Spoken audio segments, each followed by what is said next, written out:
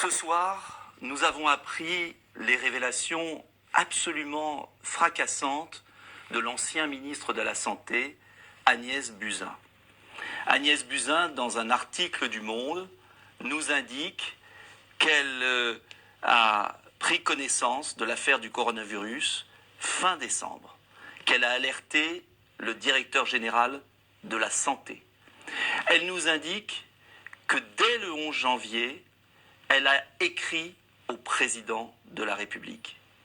Elle nous indique que, ensuite, elle a prévenu le 30 janvier que les élections pourraient difficilement se tenir. Elle a prévenu le Premier ministre.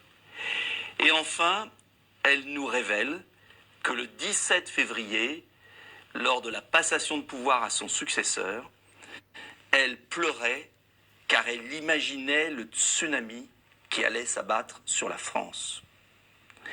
Enfin, l'article se termine en disant qu'elle voudrait reprendre sa carrière de médecin car la France allait compter des milliers de morts.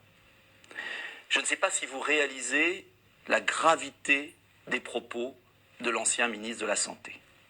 Car de deux choses l'une. Soit l'ancien ministre de la Santé a perdu la tête, ce que je ne crois pas, soit elle cherche à se dédouaner de la complicité de crimes sanitaires contre la nation dont seraient coupables le président de la République, Emmanuel Macron, et le Premier ministre. Ces déclarations révèlent ce que nous étions un certain nombre à savoir, que le tsunami allait arriver, qu'il était visible à l'œil nu.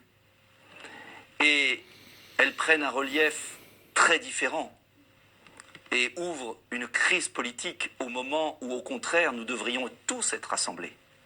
Alors l'enjeu, aujourd'hui, c'est que les Français, quand même, sachent qu'à la tête de l'État, il y a un président de la République qui a pris conscience de la gravité de la crise que le 12 mars, soit 2 mois après l'alerte de son ministre de la Santé. Emmanuel Macron ne peut pas ne pas s'exprimer devant la nation ce soir pour soit démentir et apporter la preuve à la nation que Madame Buzyn est devenue folle, soit au contraire dire la vérité aux Français. Son Premier ministre doit s'expliquer aussi devant les Français. Car ce qui est en cause, c'est le fonctionnement de notre démocratie et la sécurité des Français. Aujourd'hui, il y a confinement. Ce confinement, et je pense à tous les Français qui le vivent difficilement, peut plonger beaucoup de familles et de personnes seules dans la difficulté. Il est nécessaire.